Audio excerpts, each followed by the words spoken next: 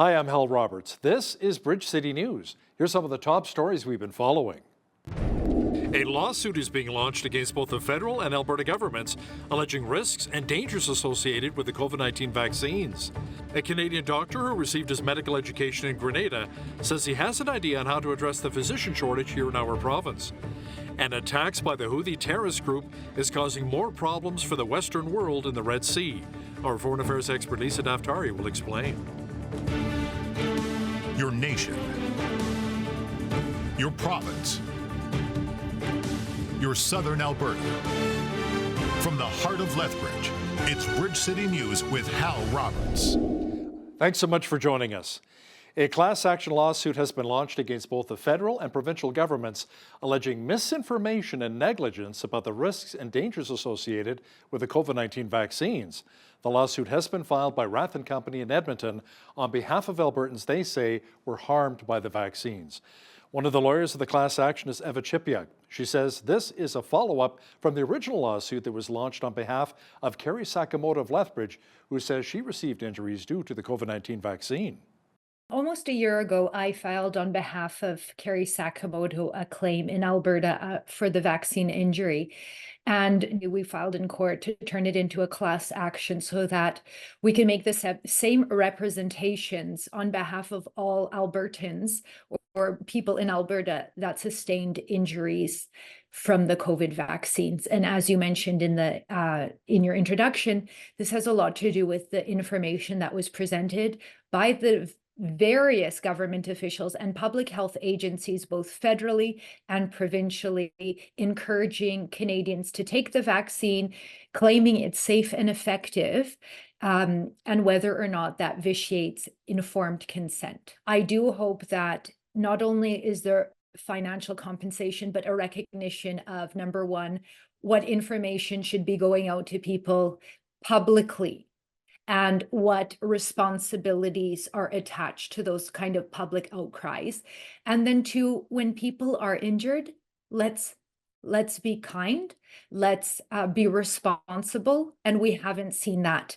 It's been, quite disheartening to see how government agencies have dealt with this, especially federally with the Vaccine Support Injury Program. You might have seen that there's been more money allocated to the contractors administering the vaccine injury program than to the actually vaccine injured. And that says a lot. Canada's federal health minister says his government is putting forth a plan aimed at improving the retention of nurses across the country. Mark Collins says it will include increased supports for mental health, safe staffing practices, and improved management. He says Canada's healthcare sector will be receiving a much-needed financial boost. I'll start with the investments that we're making across the country in healthcare. $200 billion over the next 10 years. And I have been going around in every province and in territory. We were here a few weeks ago in Toronto for the Ontario announcement, talking about not only how that money is going to go in, not only how it's incremental to provincial plans already there, but having key indicators so that you can see that progress built into the system, so that there's accountability to the money that's been put in. A recent survey by St. George's University found that more than 650,000 Albertans need a family physician. The same study also found that more than 90% of doctors are concerned about the financial viability of their practices. Another 61% are thinking of leaving the Alberta healthcare system altogether.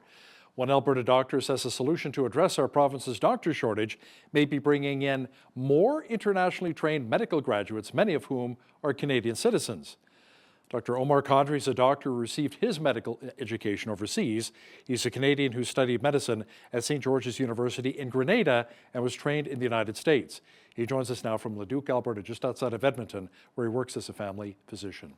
Dr. Kadri, why didn't you just apply to a Canadian university to receive your medical training? Like many Canadians, I tried to get into medical school in Canada. It was very difficult, but the passion to pursue medicine was too strong. So even I tried to work here in other professions, but the passion was too strong. So I ended up looking some schools abroad, found the school in Grenada, went there, did a lot of my training on the island, and then my clinical training in the States, and then matched back to Canada and did my residency back in Calgary and now working here. which is back, dream to be back in Edmonton or Leduc and working now. So do you think that the key in addressing the doctor shortage across the country is maybe having provincial governments looking at Canadians who receive their medical education and training abroad? Absolutely. That is, I think, one great solution there. Like at my school, there was at least 200 to 300 Canadians that were there, and many of us tried to match back into Canada. Of my class that had 800 to 900 residents that matched into their specialties, only about, I think at the time, 12 of us made it back into Canada, or in the teens maybe at most. And there was 300 of us that would have loved to come back and work into Canada, and now they're working in the States, right? And these are all very capable, dedicated, strong doctors with very strong foundation, because we had a really good clinical training in the United States, because all of our training is done through formal sites in the US throughout the country there. So I think it's one approach that really needs to be looked at seriously. How can we get these Canadians back home that want to be back home, that want to be practicing medicine back home, back in their hometowns where they need family doctors, internists, specialists, and we would love to be right back here. Dr. Omar Kadri, family physician in Leduc, Alberta, thanks so much for your time today. A 28-year-old man suspected of firing shots and tossing a Molotov cocktail in Edmonton City Hall is due in court on Tuesday on terrorism-related charges. Bazani Sarvar was initially charged with 6 weapons offenses following the incident back in January. He is now facing additional charges of counseling commission of a terrorism offense and possession of property for terrorist purposes. Fortunately, no one was injured in the incident. Lethbridge police have charged the parents of an infant girl with assault. They say back on November 27th of last year, Child and Family Services requested help from police after receiving a report about a 3-week-old baby whose arm had been broken as a result of significant force. The child was taken by the agency at the Chinook Regional Hospital and is no longer in the care of the parents. 33-year-old female and a 39-year-old male were arrested and face various charges, including aggravated assault of the infant. No names are being released to protect the identity of the child. The 2 adults are scheduled to appear in court this week to answer to the various charges. Fire crews in Lethbridge were called to a garage fire on the city's west side around 1 o'clock in the morning on Monday. They say fortunately there were no injuries and were able to quickly put out the blaze and get it under control at a townhome, which is located in the 400 block of Highlands Boulevard West. 26 firefighters from 4 stations arrived on the scene to a garage that was fully engulfed in flames. Damage is estimated to be around $100,000. The cause of the fire remains under investigation. Well, it was a very cold start to the work week here in Lethbridge. Jeanette Rocher is now with an early peek at the forecast. Jeanette, will things be warming up in the city anytime soon? Yeah, well, it'll be warming up significantly by the weekend, Hal. In fact, by the weekend, it's going to feel like a completely different time of the year here in southern Alberta. But before we get to those lovely double digits happening then, we still have a bit of a nippy one this evening. Overnight low -21 with the wind chill value feeling like -28 tonight. That's going to last into tomorrow morning. Daytime high tomorrow on Tuesday, -10, which is still a bit unseasonable. So we're not going to get into those seasonal values until we get a little bit closer to the weekend, and I'll be back later in the show to give you all those details. Great, thanks so much, Jeanette. The Alberta government says if Budget 2024 passes, $125 million would be invested over the next 5 years for our province's new drought and flood protection program. Officials say the initiative is designed to help vulnerable regions and Indigenous communities develop the infrastructure needed to improve their drought and flood resilience, along with adapting to severe weather. We know that communities have great ideas on projects to make them drought and flood proof, but building this infrastructure, of course, is costly, and municipalities and Indigenous communities are already struggling with inflation, the federal carbon tax, and rising energy costs. That's why we're launching the Drought and Flood Protection Program to help communities build the infrastructure that they need to keep their people safe. We're doing this through local grants because we know that needs differ from region to region and town to town. Well, we have more details now on the recently tabled Alberta budget, which came in balanced. Total expenses are up almost 4% as the province expects to spend just over $73 billion in 2024 and 2025. That's an increase of more than $3 billion since last February's projection. Spending, however, will fall short of matching the province's population growth and inflation rate of 7.4% in 2023 and 2024. Alberta's debt is forecasted to be around $95 billion in the upcoming fiscal year. With this new budget, just over $26 billion will be going towards health care. The province is also doubling up its $1.5 billion contingency fund for natural disasters and emergencies, $151 million of that over the next few years towards wildfire preparedness. As for education, more than $9 billion has been set aside for students kindergarten through grade 12, including $1.5 billion to support vulnerable students. There's also $842 million in new funding to cover enrollment growth over the next few years, a move that was applauded by the Lethbridge School Division. Well, now, even though some are saying they're encouraged to see the budget addressing enrollment growth by putting more teachers in classrooms, Alberta Teachers Association President Jason Schilling says this budget doesn't go far enough. BCN's Jeanette Roche is in now with more of the details. Jeanette. Yeah, well, Hal, in a statement by the Alberta Teachers Association, they say that they set out a three-part test to judge this new budget by, and it appears to have failed on all three parts. Not only does President Jason Schilling say the budget doesn't fully address enrollment, he points out it also does little to address inflation and does nothing to repair years of underfunding. According to the ATA, Alberta schools are the least funded in Canada. Schilling also points out that public schools will see a 4.4% increase compared to private schools, which will see a 13.5% increase. He sums it up by saying, quote, last year we saw what a pre-election budget looks like. Now we see what a post-election budget looks like. And it turns out he's not the only one not impressed by this budget. NDP finance critic Shannon Phillips did not mince words at all. She says not only will this budget affect education, but it's going to hit healthcare workers the most. Well, I think the healthcare system is doomed with this budget. Already we are seeing so many closures of emergency departments. We're seeing limited hours throughout the rural areas in particular. You're seeing entire communities that have to drive 2 and 3 hours in order to have a baby or have simple procedures done.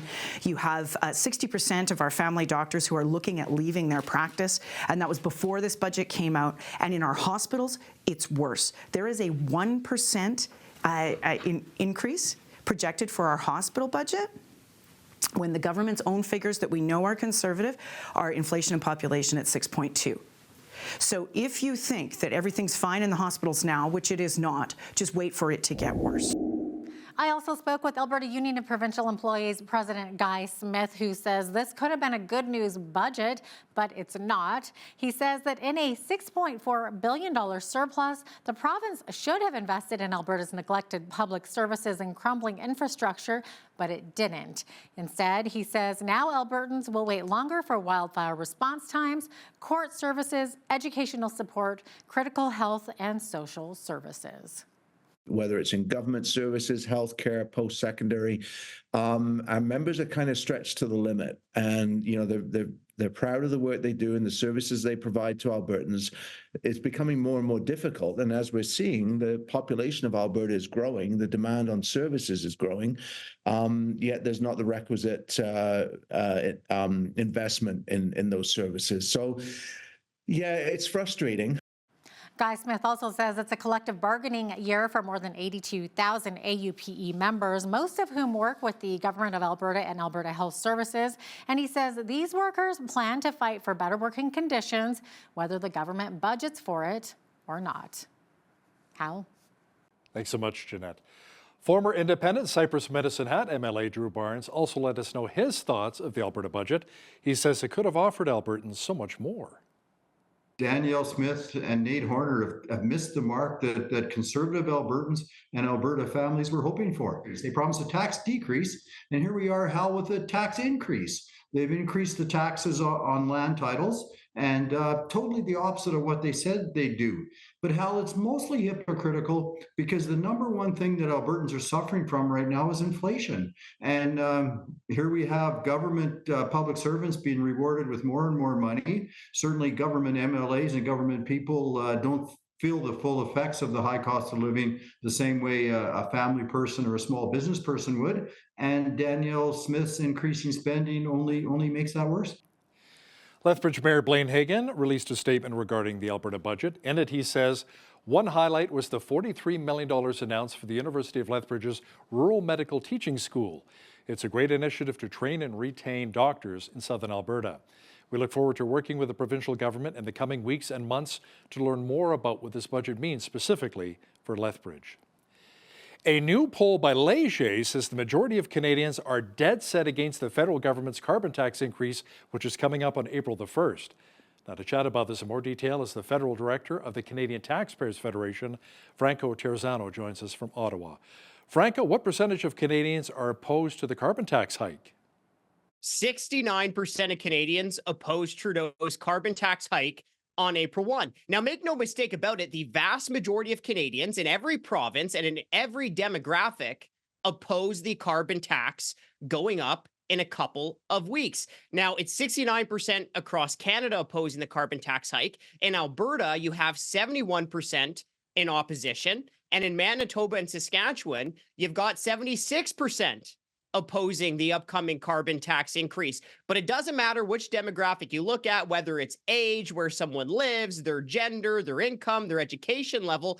The poll is very clear that the vast majority of Canadians in every demographic do not want the carbon tax to go up on April 1. And Trudeau, he has to listen to Canadians. Him and his MP should listen to Canadians, should take this poll seriously, and should not raise their carbon tax on April 1. So how much will this affect the price of fuel at the pumps? Well, the reason Canadians don't want the carbon tax going up is because Canadians know that the carbon tax is making our lives more expensive at the pumps. The carbon tax on April 1 will increase from 14 cents a liter of gas to 17 cents a liter of gas. And then after this carbon tax hike, you've got diesel that'll be about 21 cents a liter, and natural gas will cost about 15 cents per cubic meter. But look, it impacts the necessities of life even after the rebates. The carbon tax will cost the average family about up to $900 more than what they get back in rebates after this carbon tax increase. So look, at the very, very least, Trudeau should not be raising his carbon tax when Canadians can't afford the necessities. But of course, here at the Canadian Taxpayers Federation, we'll keep fighting the carbon tax until it's completely gone. Thanks so much for your time today, Franco. That was Franco Terrazzano, Federal Director of the Canadian Taxpayers Federation, joining us from Ottawa. The Saskatchewan government says it will not remit carbon pricing on natural gas. The province's gas utility minister, Dustin Duncan, says the decision was made out of fairness. He also says there will not be carbon rebates for Saskatchewan residents. This really became about fairness when the Prime Minister allowed for an exemption in one part of the country that largely benefited one part of the country. And look, we don't begrudge the people in Atlantic Canada who are proportionally benefiting from the exemption. It's really about looking for the same type of treatment. Look, people in Saskatchewan are still going to pay the carbon tax on fuel. They're going to still pay the carbon tax on their electricity bills. There will be a carbon tax applied, and so this may mean an adjustment to the rebate that's paid. But again, that's the federal government's decision. We know that the Parliamentary Budget Office has indicated that the average household in Saskatchewan will pay about $600 more this year in carbon tax than they'll receive in a rebate. That's going to go up to about $1,400 by 2030. And so, it remains to be seen what's going to happen to the rebate. But ultimately, our view is that if the Prime Minister thought that a reduction in the carbon tax and a reduction in the rebate for Atlantic Canadians meant that that would be a net positive in terms of affordability for those residents, surely it should, the economics should hold true for Saskatchewan. Palestinian Islamic Jihad is calling for the Islamic holy month of Ramadan, which is March 10th through April 9th, to, quote, be filled with panic and terror. According to our foreign affairs expert, Lisa Daftari, Islamic terrorist groups are also pushing for the first day of the month to be a global day of support for Gaza. Ramadan is supposed to be a time of reflection, repentance, fasting, prayer, and instead, these jihadis who have hijacked the religion of Islam are calling for more bloodshed, more terrorism. This is a great point to emphasize, to get the whole world, you would think, right, on board to stand against global jihad, to stand against this wave of terrorism, of course, supported by Iran's regime. Our foreign affairs expert, Lisa Daftari, will also discuss how various Arab and Muslim groups are trying to prevent Joe Biden from being re-elected in November. She'll share details coming up in the second half of our program. Well, the average high for this time of year in Lethbridge, temperature-wise, is around 4 degrees. We were well below that, and the temperature will remain cold again tonight. Full weather details are coming up.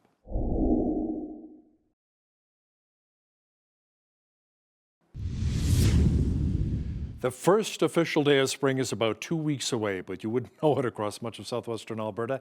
It has been quite chilly lately. Jeanette Rocher is now with all of the weather details. Jeanette, we may even have to plug in our vehicles tonight? Yeah, you know, it hasn't been a great start to the month of March, has it? Does this mean that March came in like a lion and maybe it'll leave like a lamb? I don't know, maybe, but we do have a pretty chilly one this evening. Overnight low, -21. Feeling that wind chill value, -28, lasting into Tuesday morning. Daytime high, though, -10, and then after that, we are going to get more seasonal. Look at that, -6 for a high on Wednesday, 0 for a high on Thursday. Up to the pluses there for Friday, and then, so 7 degrees on Friday. And then what did I tell you there for the weekend? We're seeing a completely different type of season right there. 15 for a high on Saturday, and then up to 11 on Sunday. It's going to feel almost like summer compared to what we had this past weekend for sure. Average high for this time of year, 4 degrees, average low, -8. 17 was our high temperature on this day back in 1987. And it was a chilly, -32 that happened back in 1962. So sun rose this morning at 7:06, sunset this evening at 6:20. We're looking at 11 hours and 14 minutes of daylight. It is happening so fast. We're going to have long days before we know it. A couple of 6s there on the coast tomorrow, also a sunny one in both Victoria and Vancouver tomorrow. In Edmonton, we're seeing some periods of light snow, -11 for a high. Calgary, 30% chance of flurries, -13 for a high. Calgary also seeing a wind chill value in the morning of -30, which means a risk of frostbite. Same thing for the rest of the prairies. Very cold wind chill values. In fact, the wind chill in Saskatoon tomorrow morning is going to be -39, -33 for wind chill in Regina, and -30 in Winnipeg. But the daytime highs looking at -20 in Saskatoon with increasing clouds later on in the day, 60% chance of flurries in Regina, -17 the daytime high, and -10 for a high in Winnipeg with clear skies. It's just those wind chill values that are just kind of nasty. As we get into the central part of the country, Toronto seeing a 40% chance of showers, 16 for a high there. Same thing for Ottawa, actually, also a 40% chance of showers there. Montreal, clear skies and a high of 14. As we get into the Maritimes, we're seeing kind of a mix of different things here. So Fredericton seeing a high of 6 with increasing clouds. Halifax seeing a 30% chance of showers, 5 degrees for a high there, 7 for a high in Charlottetown, clear skies, a little bit cooler on the coast, so going to be only a high of 3 by the water there, and 2 for a high in St. John's with mainly sunny skies with 20 to 40 winds. So there you have it. That is your forecast. The European Union has fined Apple $1.8 billion US for unfairly favoring its own music streaming service. The allegations were that Apple was not allowing rivals such as Spotify from telling users how they could pay for cheaper subscriptions outside of iPhone apps. The European Commission says Apple muzzled streaming services from telling users about payment options available through their websites, which would avoid the 30% fee charged when people pay through apps downloaded with the iOS App Store. Apple is striking back at the Commission and says it will appeal the fine. Inflation eased again last month across 20 countries which use the euro. The rate dropped from 2.8 to 2.6% in January as high interest rates, moderating oil and gas prices, and sluggish growth held back price increases in stores. Food inflation eased from 5.6 to 4%. It offered some relief for those on modest incomes who spend more of it and more of their pay on necessities as opposed to those who are well off. Artificial intelligence, or AI, is growing in use and popularity. Now, there are some limitations, however, to its capabilities. Data analysis and AI expert Dr. Sydney Shapiro from the Dillon School of Business here in Lethbridge shares an example of how not to use artificial intelligence. A company went and replaced some of their phone answering with a robot. And that does save a lot of money. It saves a lot of time. In their case, it was the equivalent of 700 call agents. The only problem with this, though, is that when I call Air Canada with a complaint, I'm really asking them, can you make an exception? Can you figure it out? Can you help me? I'm stuck in this bizarre situation, which is not in the manual, and a person can help me out. AI can't do that. So I think that we're building systems that are getting smarter and are getting better, but a lot of people want to put AI, what we're talking about today, into this box of artificial general intelligence, like HAL from Space Odyssey, but that's not the reality. The reality is it's just an autocomplete system, but a very powerful one. Make sure you catch the full interview with Dr. Sydney Shapiro and BCM producer Michael Clausen coming up later in our broadcast. Now, here's a look at today's markets. The TSX was down 21 points on the day to finish at 21,531. The Dow was down 97 points to 38,989. The S&P 500 was down 6 on the day to 5130, and the Nasdaq was down 67 points to 16,207. West Texas Intermediate Oil was down $1.20 to $78.77 US per barrel. Natural gas was up 10 cents to $1.94 US. Gold was up $31.56 on the day to $21.1448 US an ounce, and silver was up 76 cents to $23.89 US an ounce. Feed wheat is at $8.16 per bushel, barley's at $6.03, canola's at $13.05, and corn is at $7.31 per bushel. Live cattle April contract was down $1.78 to $186.68. Feeder cattle March contract was down $1.43 to $251.55, and lean hogs April contract was down $1.80 to $86.28. The Canadian dollar was up slightly over the past 24 hours to $73.68 US.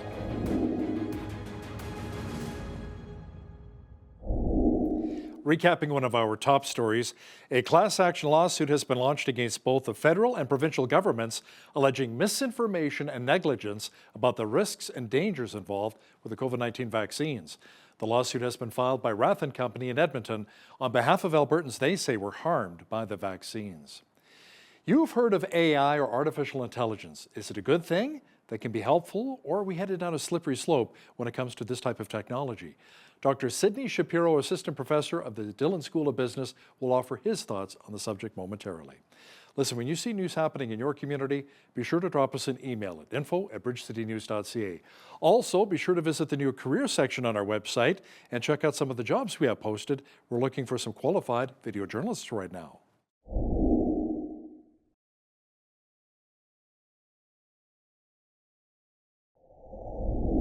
Palestinian Islamic Jihad is calling for the Islamic holy month of Ramadan to be filled with, quote, terror and panic. Now, to talk about this in more detail is our foreign affairs expert, Lisa Daftari, who joins us once again from the Foreign Desk in Los Angeles. Lisa, according to the terrorist group's military wing of Al-Quds brigades, the first day of the month will be a global day of support for Gaza, filled with terror? Right, filled with terror, operative words there.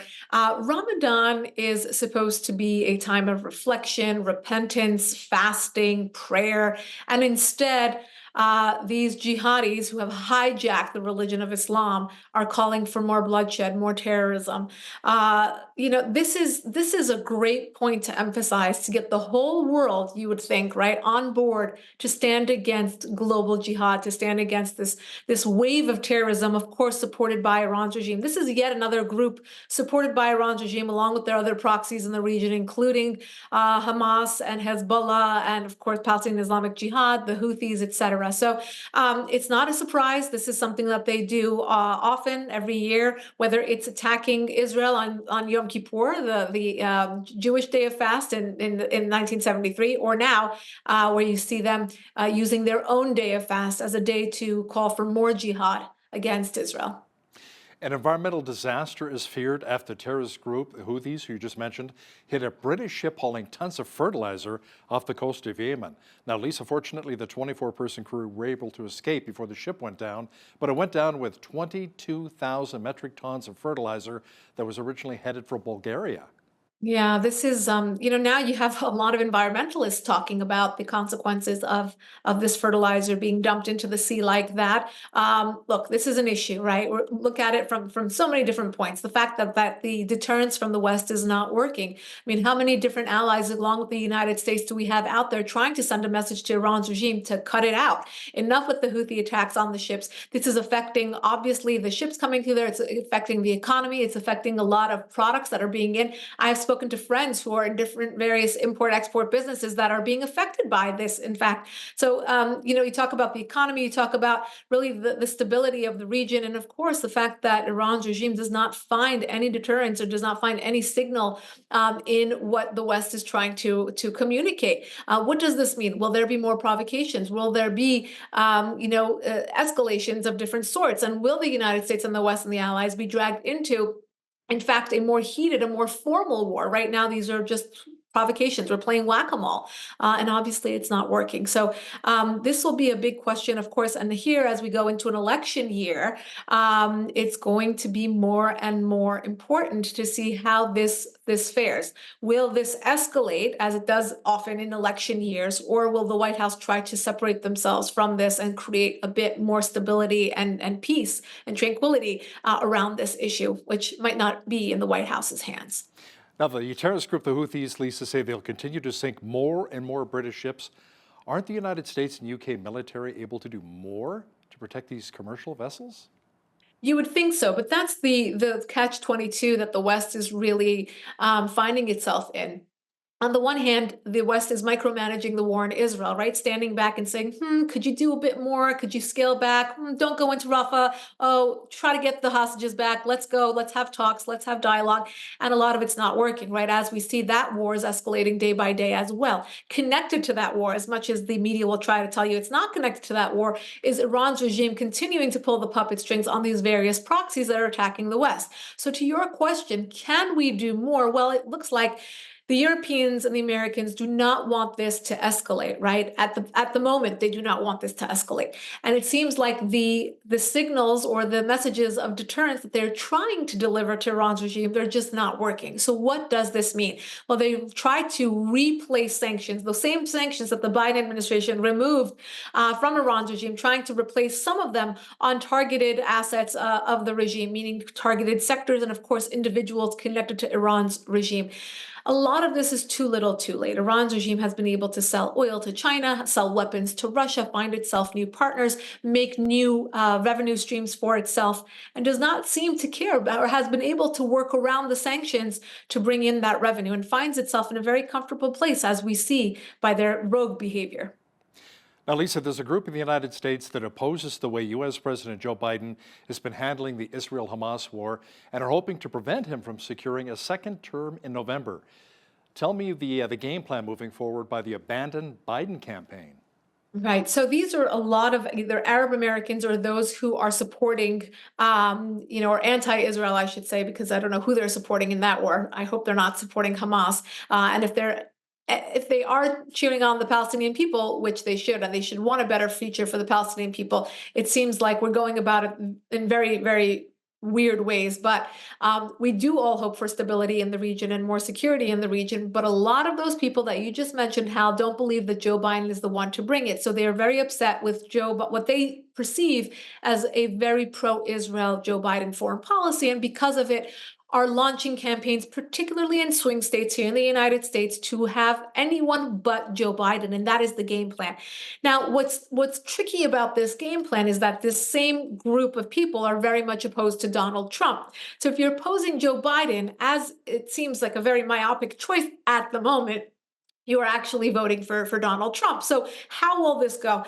Their initial plan is to keep Joe Biden off of the ballot, which will be difficult the way things are going, unless he drops out or something else happens. But again, giving them then those votes to Donald Trump. So we will have to see how this pans out. But again, their initial goal at the moment, very urgently, is to keep or at least send the message to President Biden that they're against his foreign policy concerning Israel, and they will do whatever it takes to keep him off of the ballot.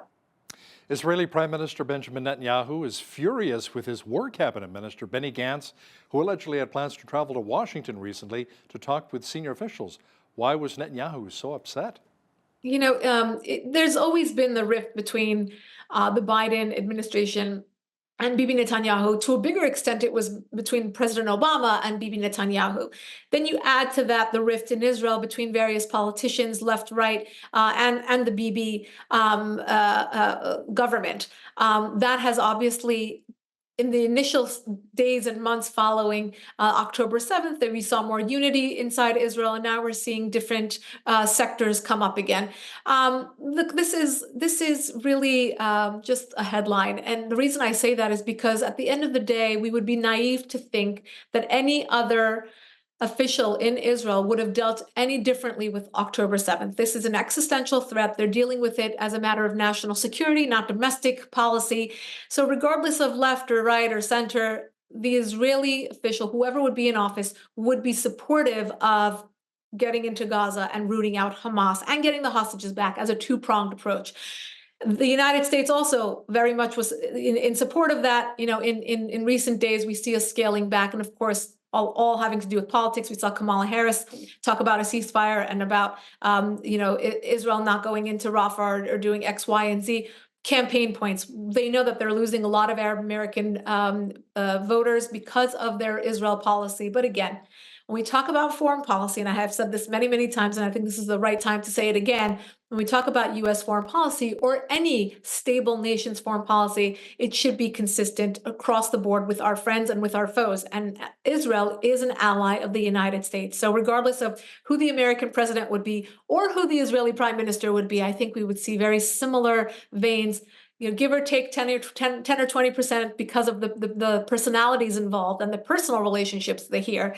But I think that across the board, we would see similar policies in any given scenario. So Netanyahu didn't really give his blessing to Benny Gantz to go meet with the U.S. government officials. So what's with the lack of communication there, the miscommunication? Right, and that's a great question, Hal, because I think it does show, and it should not show, that daylight between these various players on the Israeli field. There should be more of a united front, again, both in dealing with the United States, dealing with getting the hostages back, and of course, winning this war against Hamas. It also shows the United States' maybe preference in dealing with a Benny Gantz rather than a Bibi Netanyahu. And that also should not be. I mean, there should be more of a united effort to deal with Israel as a whole and deal with the United States and the White House as a whole, rather than splintering. I don't think splintering will help anyone, whether it's on the Israel side or the United States. I think we need to have a united front against jihadism, against Hamas, and then we can talk about rebuilding the region and talking about peace and stability that is long lasting between the Palestinians and Israelis. But it will not start out well if we have all these divisions within the various groups. We have divisions within the Palestinian people, of course, the PA, Hamas, Palestinian Islamic Jihad. You have Gaza, you have the West Bank, and of course in Israel, left and right really not united. They weren't before the war. We saw a little bit of unity, and I hope going forward there will be continued unity. It appears as though the European Union will resume funding again for the UN Relief Works Agency as international agencies and media reports are casting doubt on the Israeli government's claim that employees actually participated in the October 7th attacks in southern Israel, which left more than 1,200 people dead. Look, there's been evidence for years about UNRWA's dealings. UNRWA, which is the UN agency that takes money from the United Nations just to deliver aid to the Palestinians, that's their platform. End of story. They were hiding things in schools, and they're dealing with weapons in schools, having to. They had indoctrination in textbooks that we had found. We covered this at Fox News, I remember, at the Foreign Desk. So for years, we have seen foul play by UNRWA, not serving the Palestinian people the way that they are ordered to do. Now, with October 7th, of course, this all came to an escalation because there's evidence of members of UNRWA who are, of course, members of Hamas, and dealing with or having knowledge of October 7th. Many countries withdrew their aid, and that's not to say that money should not go to the Palestinian people, that aid should not go to them, but that this money should not go through UNRWA, which is connected to Hamas and connected to terrorists who are actually working within the organization. Now, the European Union says, we don't really believe you, so we're going to continue doing it. They see it as a very myopic thing. If we want to get money to the Palestinians, we've got to give it to these terrorists. That's not the only choice you have, and that is the issue. I actually have an op-ed coming out on this issue, on the normalization of political Islam as the only way to deal with certain groups in the Middle East. And because of that, we have ushered in formal terrorism. And Hamas, leading the Palestinians is one example of that. The Islamic Republic in Iran is another example of that. We do not have to deal with terrorists. Get the aid to the Palestinians, but you cannot go through the terrorists, especially when we have evidence that they're there and that's what they're doing. Lisa, anti-Semitism continues to rear its ugly head. A most recent example took place in Zurich, Switzerland, where a 15-year-old, 15 years of age, was arrested for allegedly stabbing a 50-year-old Jewish man multiple times. Now, the man is in hospital with life-threatening injuries. Yeah, it's so sad to see these stories. I mean, of course, first on the level of an innocent man being stabbed because of his religion. I don't know if you heard, but an Iranian Jewish dentist was shot to death in San Diego on Thursday because he's Jewish by a Muslim patient. There's a lot of stories right now, especially over the weekend. There 4 others were hospitalized in various different cases. This specific case that you mentioned, Hal, talks to what I just said about the indoctrination. Imagine a boy who's growing up in Europe, who has all the opportunities in the world in front of him, but yet has so much hate in his heart that he can stab an innocent man multiple times because of his religion. Now imagine the level of indoctrination, the level of hatred, the level of anti-Semitism that runs so deep within these individuals. I mean, you are robbing that child of his childhood. You are robbing this child of his teenage years, which should be the best years of his life, hanging out with friends and doing the things that teenagers do, and not stabbing Jews as a hobby. You know, Lisa, we've spoken many times in the past about security challenges involving China, but a new one has surfaced, and this one may be taking place in outer space? Exactly right. We've covered a lot of these different stories in recent months about China really flexing itself in all different places, right? In outer space, in the seas, with regards to technology and cyber warfare. Look, it's somewhere, these are blind spots for the West, the places where we're not looking. You know, we saw the balloon technology, for example. We've seen drone technology. We used to call the Chinese the copycats in terms of technology. They would capture a drone from the United States and copy it and put out a cheaper copy, and that would be their entire tech infrastructure. Now they've not only done that, but they have worked at it to the point where they are surpassing us or working harder than us in certain segments. We see that with the STEM that they're teaching their young students, the mathematics, all of it, and really to the goal of surpassing the West. And this is just one example of that. She's our foreign affairs expert and host of the Foreign Desk, Lisa Daftari. Thanks so much for joining us today from Los Angeles. My pleasure.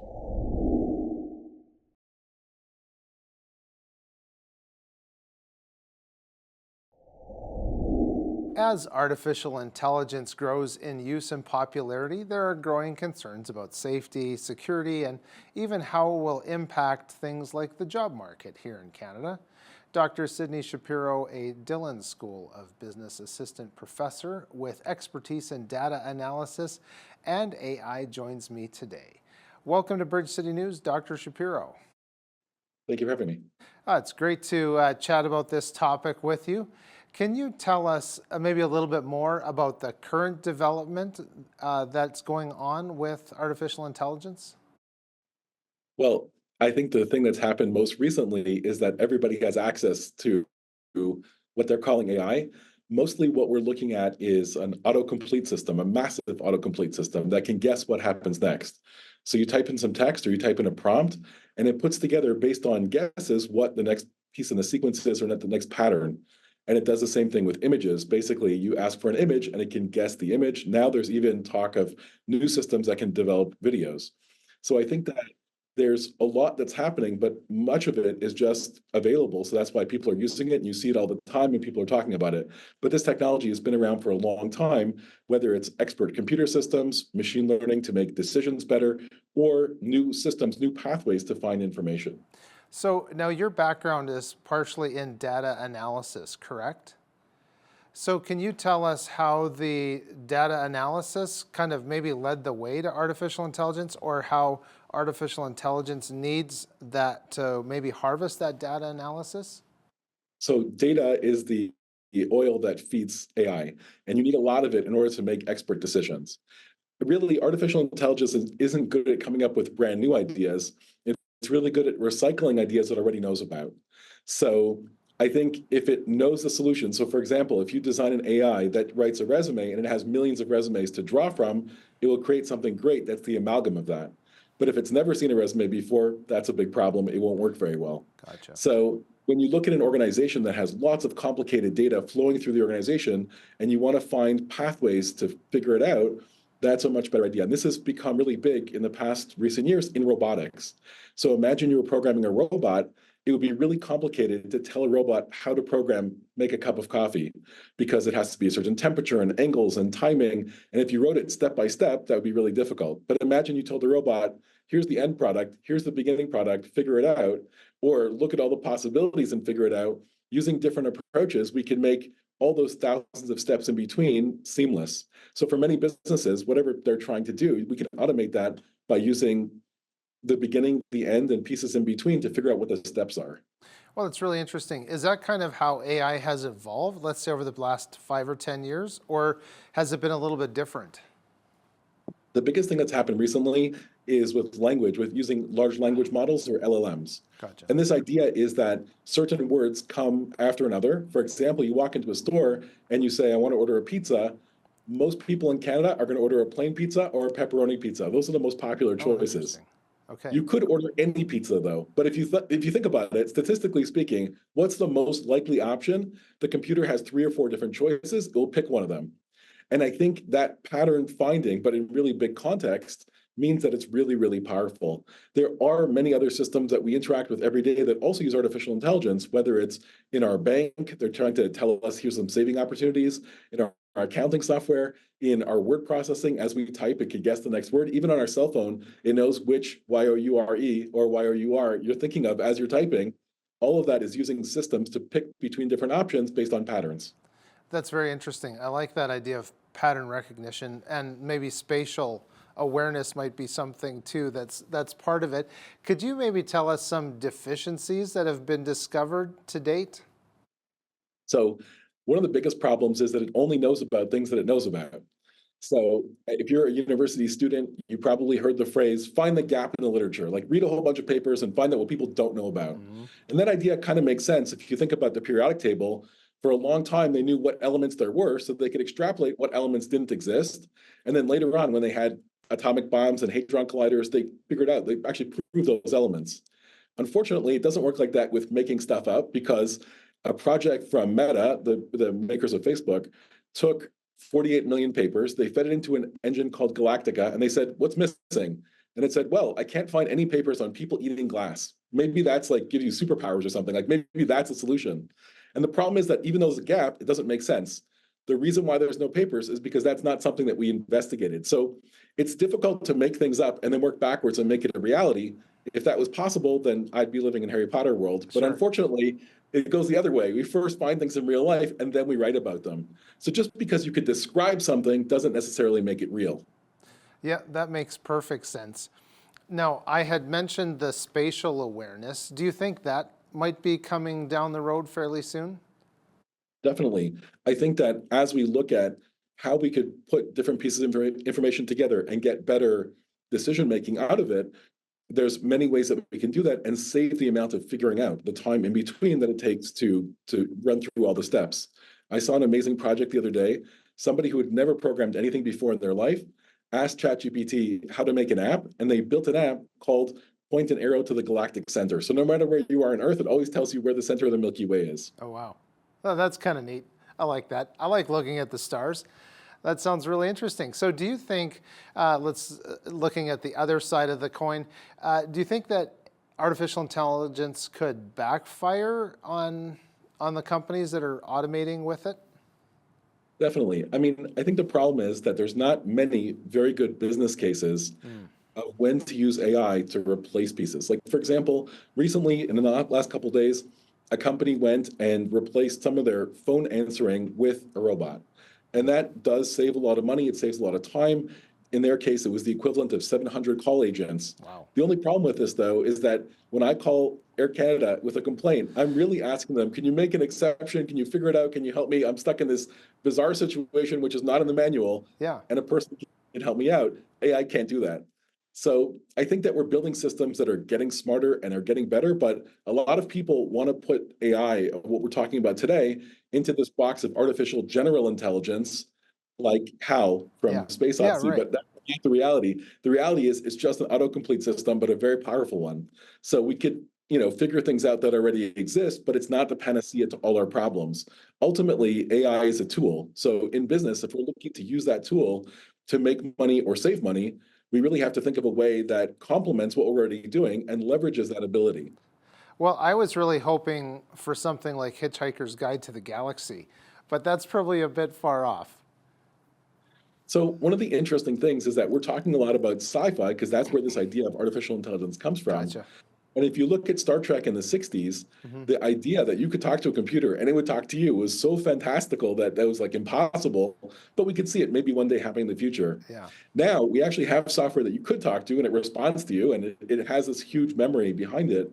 The only catch is that the speed that we've developed the software to run AI systems has not caught up to the speed that we've developed the hardware side. Oh, interesting. So you might have heard Sam Altman, the head of OpenAI, saying we need $7 trillion to build a better computer to make. So that's the problem, that we're really lagging behind in processing. And that's why even though we have tons of information in these very large AI models, they can't solve everything, or maybe they can't solve anything.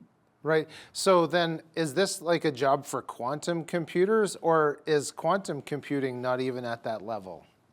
The idea of quantum computing being used for AI is very attractive. A lot of people are looking into this. It doesn't exist right now, but it is something people are thinking about.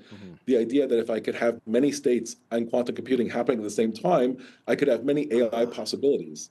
I think the next big thing, like that we could see in the future, just like we look from Star Trek into the future to today, is explainable AI. So when it makes a decision, why did it make a decision? If it could choose from 1,000 different options, it picked one. And I think this is the big difference between people and computers. If a person walks into a pizza store, they order pepperoni. But if a computer looks at all the different options, it actually calculates every single bizarre choice against every single other bizarre choice before ending up at the most likely one. And that's really the problem. Imagine we use that pizza bot, but as a doctor, sometimes when I go to the doctor, I don't have the most obvious, most common problem. I want the doctor to check me and say, oh, you're the 1% of people that has a super exotic rare disease. Here's special medicine for you, right?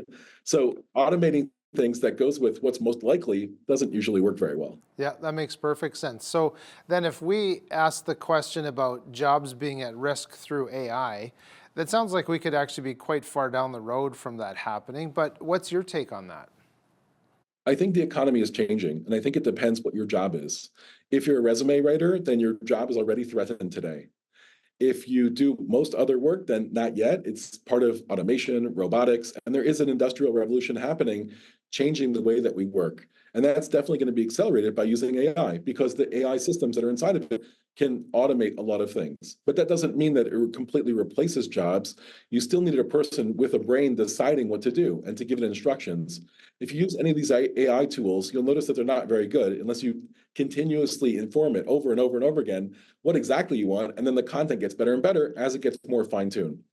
Yeah, so that makes sense. I think that these are tools, and the economy is going to change to use these tools. And as people's jobs change to incorporate more AI, they're going to help people as opposed to replace them. Yeah, that makes sense. So one of the other questions that would probably come up, I know it came up here internally, is the legal system. So has there been any implications related to the legal system with artificial intelligence? It's funny that you say that, because in BC and in the US, recently there's been cases where lawyers made up citations that didn't exist. Wow. Using AI systems, just asking for it, and it hallucinated and came up with information that sounds right. It sounds like it would logically follow, but those cases never happened. Interesting. So in both cases, the judges weren't very happy. I can I imagine. think that we have a responsibility to make sure that we're using AI responsibly and that the way that we're using it makes sense. In the legal system, especially when you look at AI-generated images and artist copyright and fair use, there's many lawsuits that are going on now saying that although you might not be copying my exact work, if you stole all of my work or used it, and then you're generating stuff that looks like my work, is that still covered by copyright? And our copyright laws in Canada and the US are written well before AI was invented. So I think it's really a process of the legal system catching up, and through these cases, we'll get a much better idea of what information can be used, what can't be used, and how that information could be used inside a model to predict new or mixed up information. Yeah, that makes sense. Like artificial intelligence plagiarizing someone. Totally get that. Exactly. Could you provide maybe more examples of how AI can help business to maybe do better at targeting their advertising? Yeah, I think there's a lot of different factors, and it's really effective to do micro-targeting. So if I have 1,000 customers and I look at all these different preferences, an ad would be really effective. It said, hey, you like chicken wings? We like chicken wings too. Come on in and buy something. But it's difficult to really go through that because you would spend hundreds of hours looking through all your customers to find that information. Building AI systems that are automated and can have predictable pathways will find interesting aspects of your customer, correlations or connections between customers, and it helps you make much better informed decisions.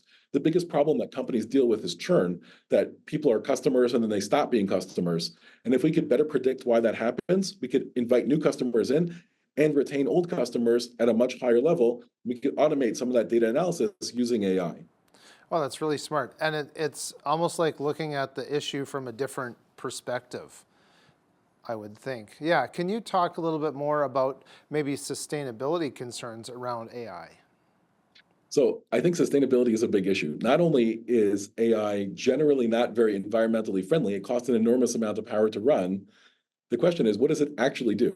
So the companies that make it would like you to use it in your business for everything, but the reality is it doesn't work that well yet, and it makes mistakes. Recently, it's not about AI, but it's about a chatbot. Air Canada had a chatbot that told somebody wrong information, and the court said they had to honor their chatbot, whatever they said. That makes sense. And if you expand that to AI that could answer anything, that becomes a bigger problem. So in terms of sustainability, the data that's inside of it needs to keep on growing, but at the same time, it has to be high quality. And we want to make sure that there's an objective source of truth. For example, if I ask an AI to find me an airplane ticket, I don't want it to make up an airplane ticket. I want me to find a real one. Same thing's true with most things that we could use it for to buy things. So there still has to be real databases with real information, but using AI, maybe we could sort it more efficiently or find things that I'm looking for, or maybe even discover patterns I didn't know about. Right. Well, that makes sense. And I never even thought about the liability of a corporation company using artificial intelligence and it gives the wrong answer. They're on the hook for that. I would like to ask you, though, just before we go, what effect could AI like ChatGPT have on student learning? So I think that huge models like ChatGPT or Gemini are gigantic and try to know everything. If we made them smaller and more narrow, they could do things like tutor students, answer questions, help with homework. I think that we were originally really worried about this whole scale cheating, like universities are going to go away because everyone will just use it. But it doesn't produce quality. It really just produces stuff. And if we really build this as a tool and help students learn how to use it the right way, ultimately they could take their ideas and find a basis for it, improve it writing, learn the material better, have somebody to talk to if they have any questions. So there's many ways that AI can be leveraged to really be effective at helping education. Yeah, that makes a lot of sense. Well, that's all the time we have for today. Dr. Shapiro, thank you very much for joining me. Thank you. It was great to have you on. That was Dr. Sidney Shapiro. He is an assistant professor at the Dillon School of Business here in Lethbridge at the U of L. For all of us here at Bridge City News, I'm Michael Clausen. Thanks very much for watching.